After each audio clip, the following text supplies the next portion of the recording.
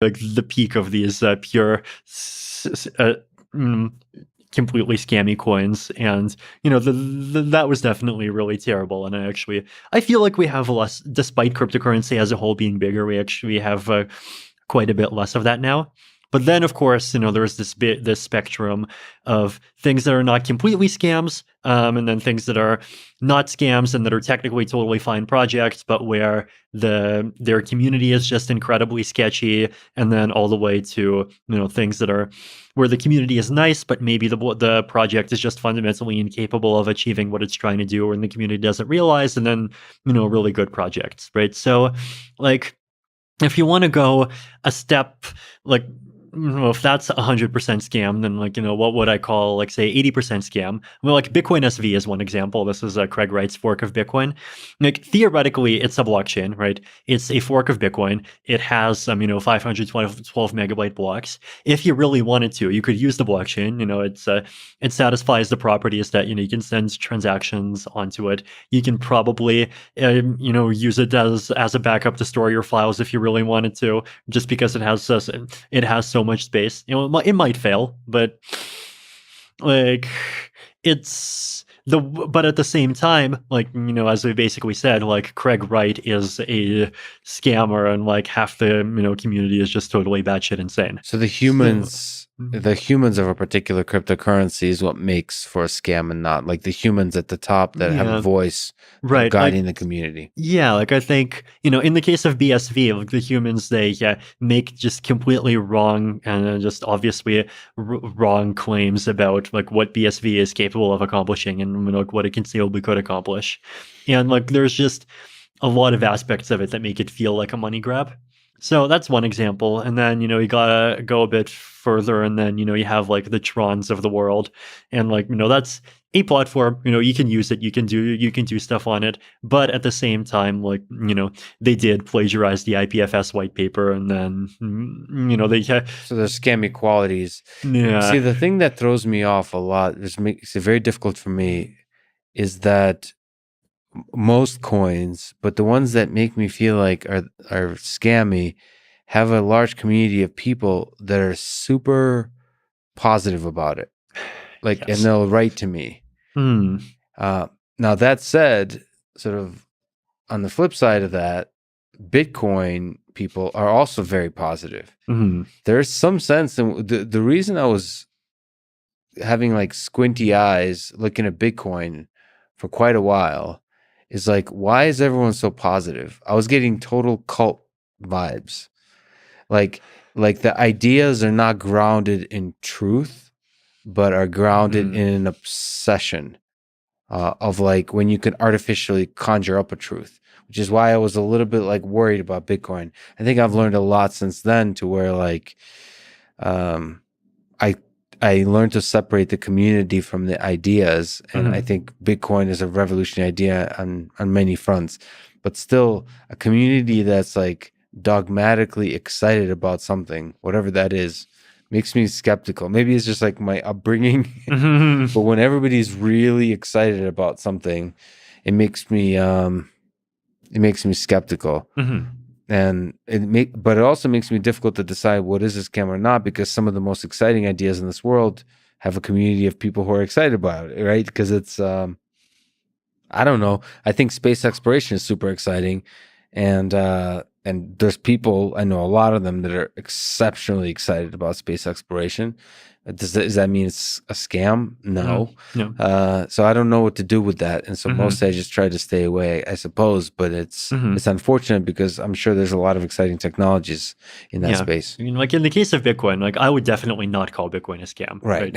That's again. Right. I would also not call Litecoin a scam. There's people who call Litecoin a scam because they just like say, oh, look, it has no fundamental use case, and the concept of being silver to Bitcoin's gold is just like stupid, and like milli Bitcoin is the silver to Bitcoin's gold. But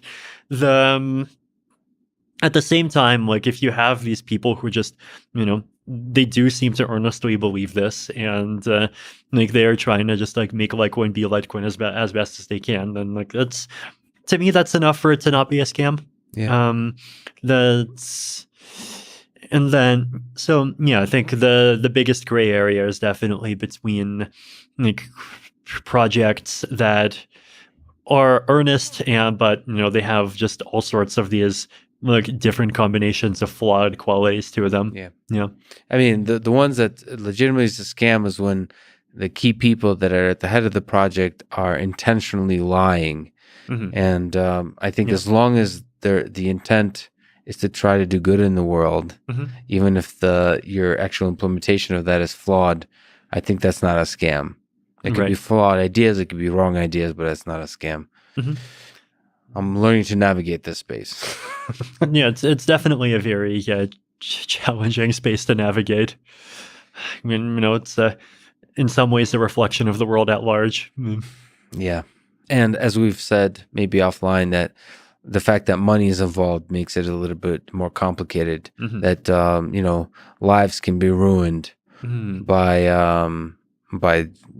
the choice of technologies that are taken on. So it makes it more real, more painful, more like elevated, the impact of this. Like imagine like Mac versus PC wars if everyone who bought a MacBook had 10 Apple shares inside of it, and everyone who had a PC had 10 Microsoft shares inside of it.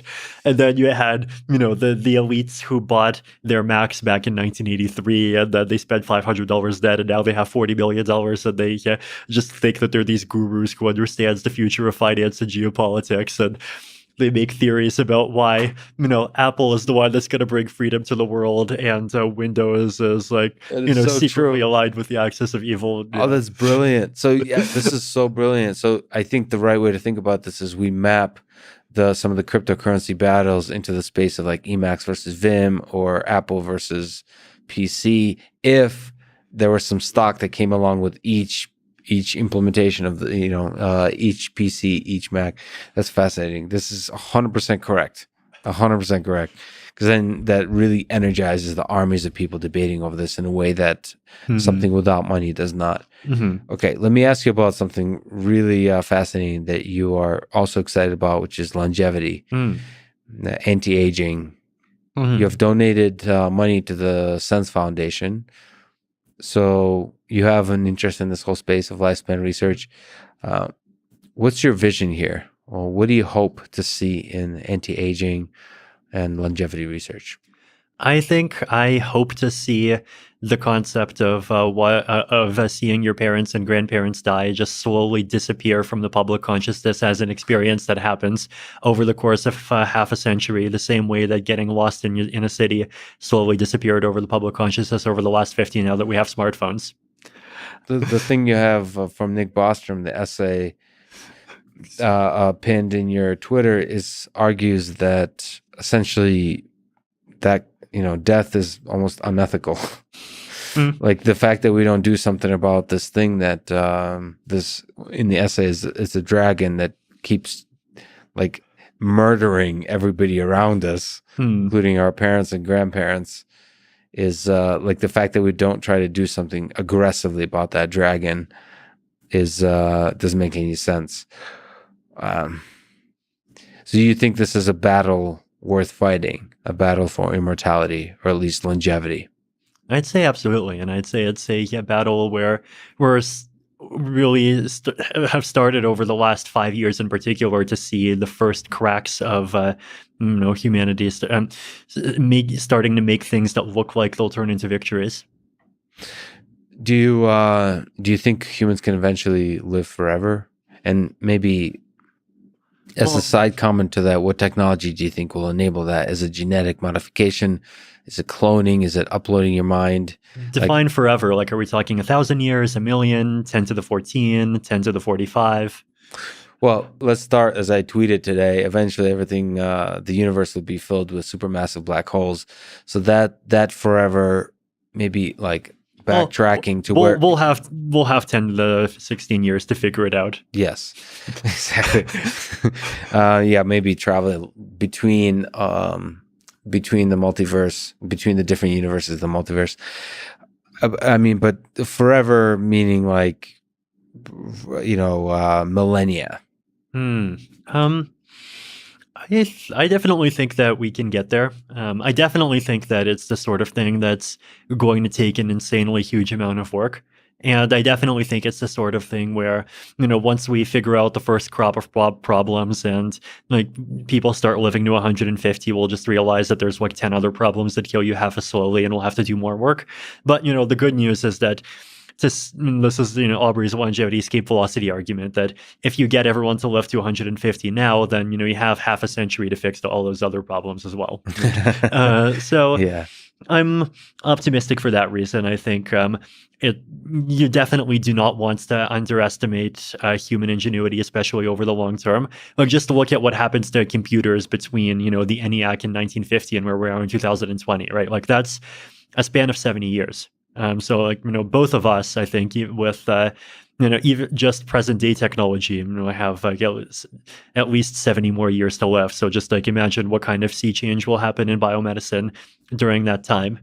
And the other thing that made me optimistic is that I actually think COVID has been this kind of event that's really kind of pushed biomedicine and especially like activist approaches to biomedicine really into the public consciousness, right? Like it's put people into this mindset that wait, but like it's not just like the bits and tweets that are going to save the world. The bio is actually like super important and huge.